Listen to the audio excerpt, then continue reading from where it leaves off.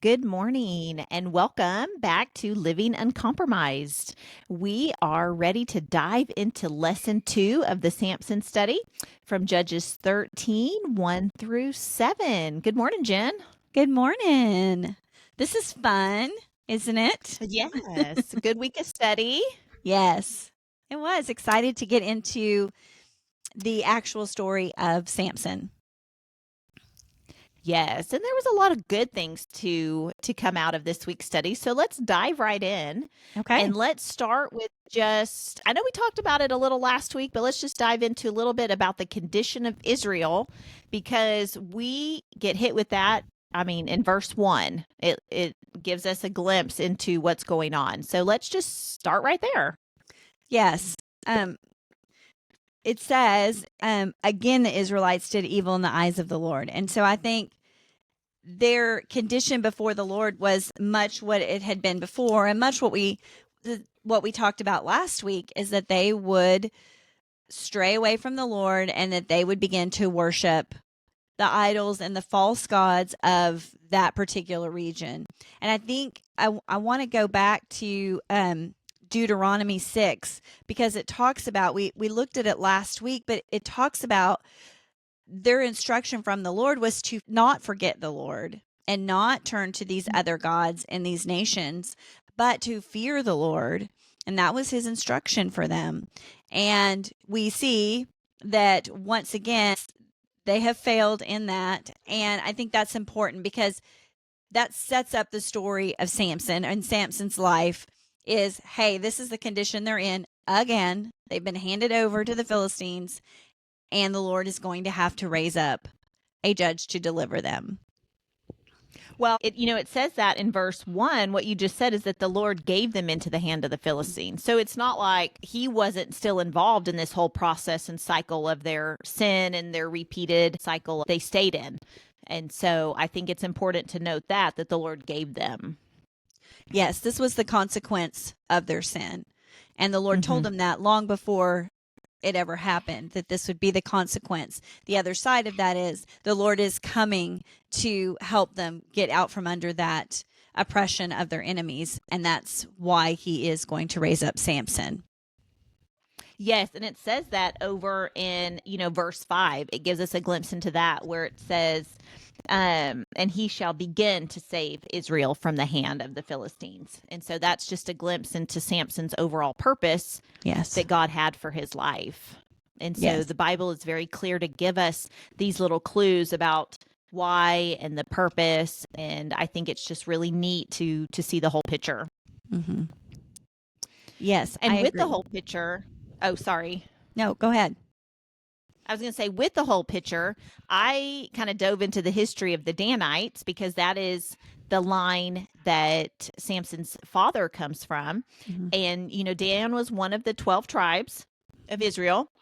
And it comes back to over in Genesis 49, when Jacob was giving out the blessings to the 12 tribes before his death, he tells us that Dan will be judges over his people. Mm-hmm. And so we can see that is the picture of why Samson's father's line is important, why he's from the tribe, because that's the line that the judges came from. Mm-hmm. And so I think it's also an interesting note is that later on in Judges 18, so not much further, we see that the Danites are the ones who actually introduced idolatry into Israel, mm-hmm. that it was more than just a little, they dabbled in it. They actually brought it in. Mm-hmm. But anyways, I just think it's important to see the whole picture. And so I kind of dove into that. And so just so you have a glimpse of how judges are connected to the tribe of Dan. Yeah, I think that's great. Great information. I was just going to say, as we dive into Samson's dad and mom, mm-hmm. where we see the glimpse of, okay, so that's the dad is what connects us to the tribe of Dan, but the mom has a very important role and very much here at the beginning. And mm-hmm. so I thought we would just, let's touch on her and her condition and the Lord's mm-hmm. purpose for her life. Yes. No, I love that he's a Danite through his father, but yet his mom does have an important role because one of my favorite things about this section of scripture is I'm going to read it. It is verse 3, the angel of the Lord. And I want us to talk about the angel of the Lord here in just a minute. But the angel of the Lord appeared to her and said, "You are sterile and childless, but you are going to conceive and have a son." I know the ESV says, "You are barren and have not borne children, but you shall conceive and bear a son."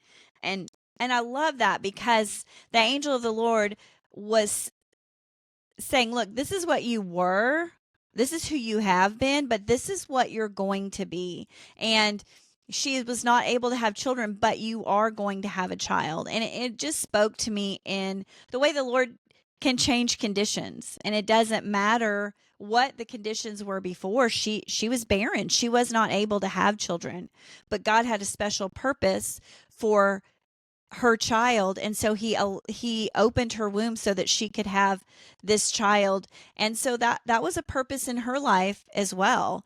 And I love what that says about the Lord, because that is what he speaks over each one of us. This is who you were, this is who you're going to be. And I think we could tie it into salvation.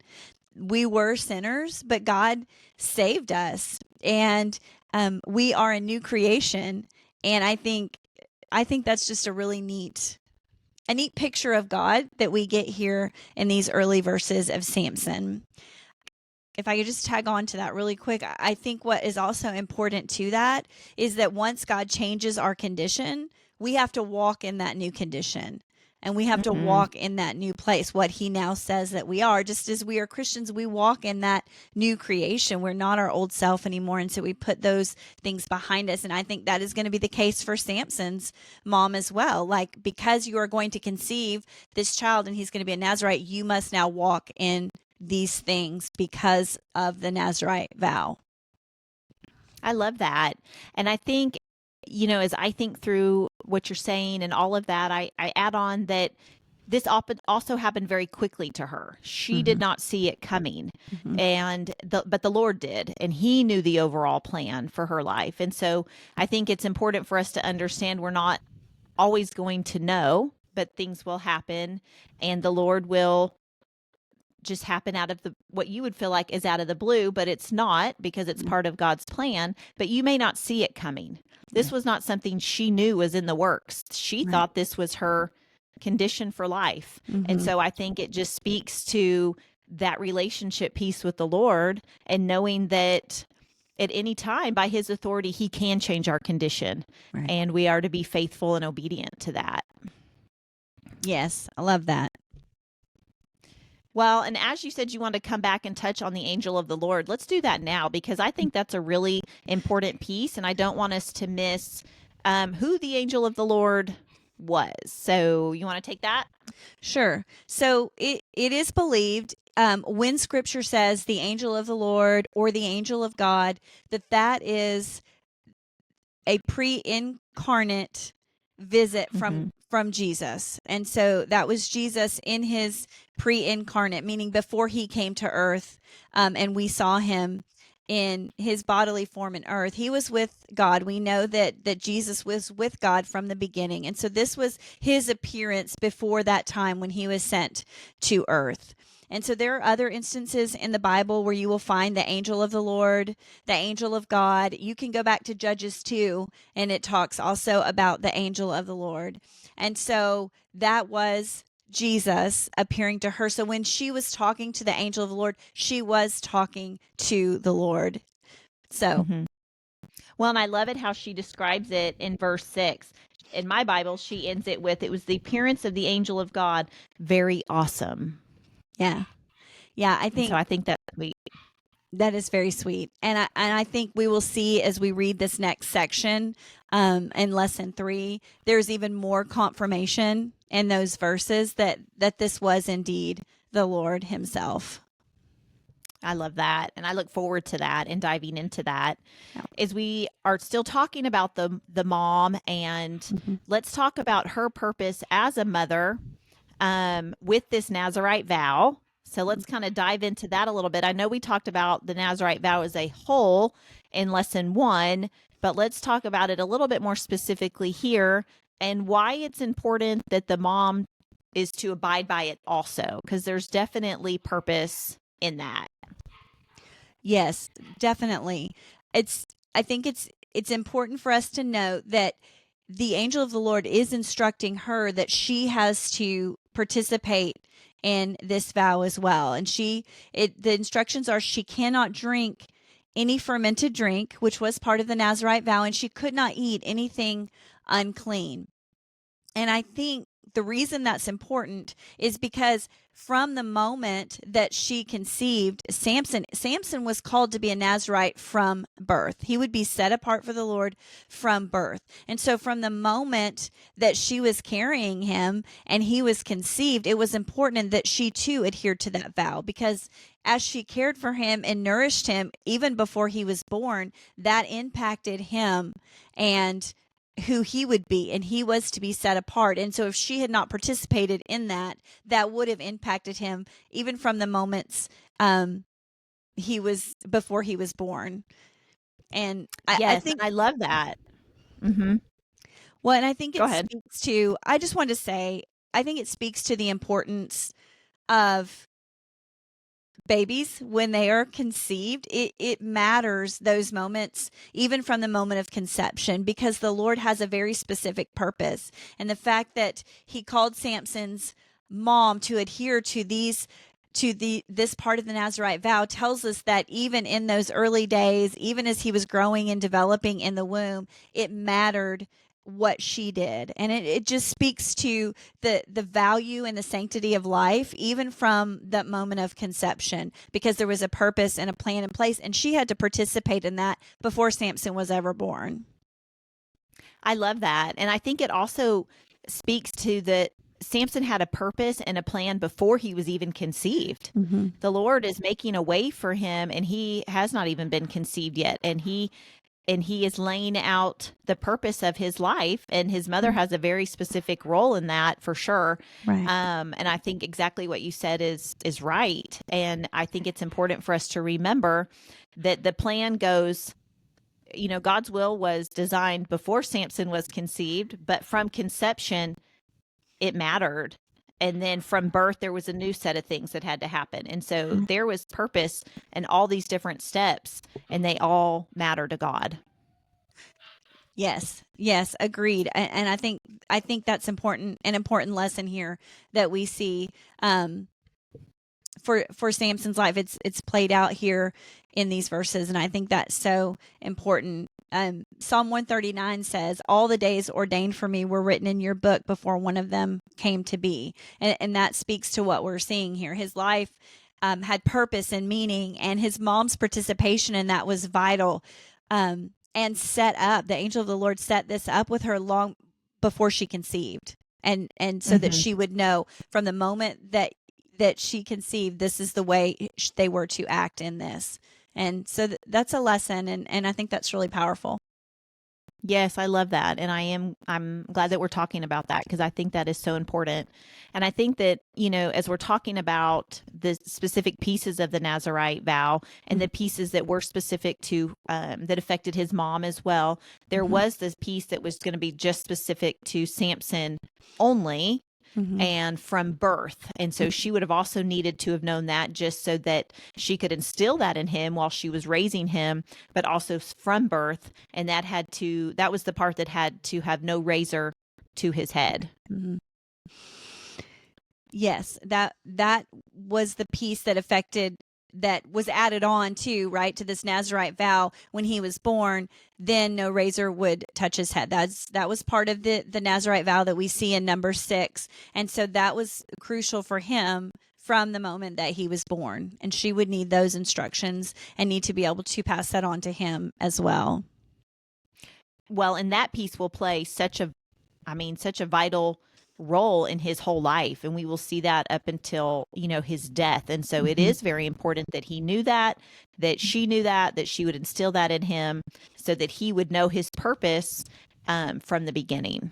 Yes Yes, and so that he could walk in that, because we'll see his strength comes from his adherence to what God has said about that.